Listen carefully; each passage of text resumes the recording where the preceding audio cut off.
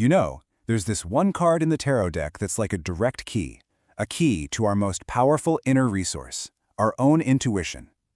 So today, we're going to dive deep, unlock the secrets of the High Priestess, and really learn how to tune in and hear that inner voice a little more clearly.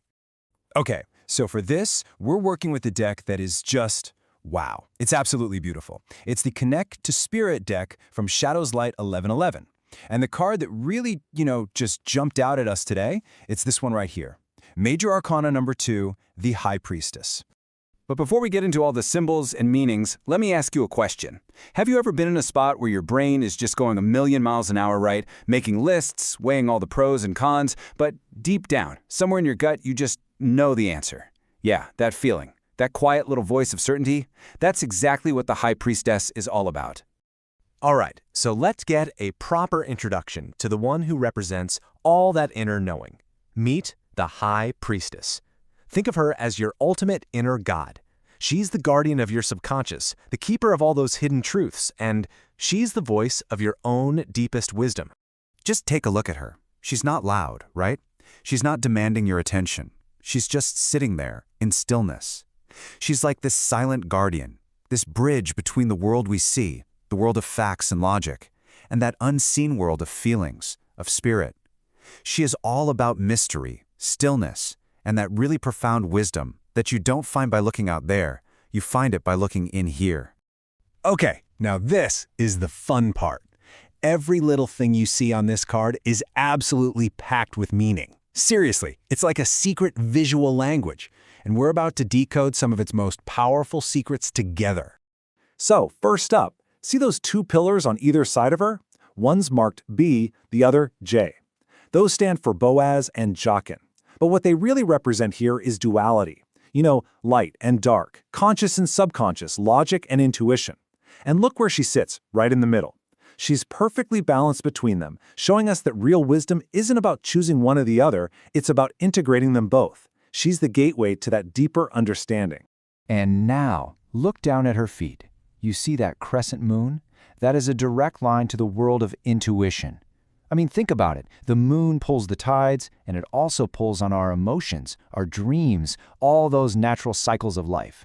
It's a powerful symbol of the divine feminine and the subconscious, which is exactly where the High Priestess lives and breathes. Okay, and what about that veil hanging behind her, the one with the pomegranates on it? Well, that veil is what separates our everyday, normal world from everything else. The unseen world of spirit, potential, and all that hidden knowledge. And those pomegranates? They're all about fertility, but not just in the physical sense. We're talking about the fertility of the mind, of new ideas, of spirit. All the secrets are literally right there, just on the other side of that curtain. So, what does this actually mean for you and me when this card shows up in a reading? The big message, the core of it, is all about listening. But, like with any deep wisdom, there are two sides to this coin. There's what happens when we actually listen, and what happens when we choose to ignore that voice. All right, so when her energy is flowing freely, the message is crystal clear. Trust your gut. Listen to your intuition. It's a time for some major spiritual insight, for really tapping into that third eye. But what happens when that energy gets blocked or reversed? Well then, the card is like a warning sign. It might be pointing to some emotional blocks, maybe some hidden agendas, either from someone else or maybe even your own. It's about the very real danger of ignoring that quiet inner voice and becoming disconnected from your own truth. I know this can all sound kind of mystical and out there, but honestly, the wisdom of the High Priestess is so practical. Let's walk through how her energy can totally transform a situation that I'm sure we've all been in. Okay, so picture this. You've got two job offers on the table. Job A looks perfect on paper. The salary is great, the title is impressive, it checks all the logical boxes. But there's job B, and for some reason you can't quite explain, your gut, your intuition, is just pulling you towards that second offer, the one that maybe doesn't make as much sense on a spreadsheet. So, instead of driving yourself nuts making another 10 pro-con lists, you decide to try something different. You decide to channel a little High Priestess energy. You just stop. You turn off all the noise, sit down somewhere quiet, and you just listen. Not to all the chatter from the outside world, but to that stillness deep inside. And what happens? In that quiet, everything becomes clear. The answer wasn't in a spreadsheet. It was in the simple feeling of peace that washed over you when you thought about one path versus the other. That is the High Priestess at work. That's her, reminding you to trust that feeling.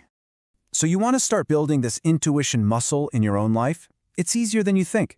Try this super simple daily habit. Let's call it the daily pause.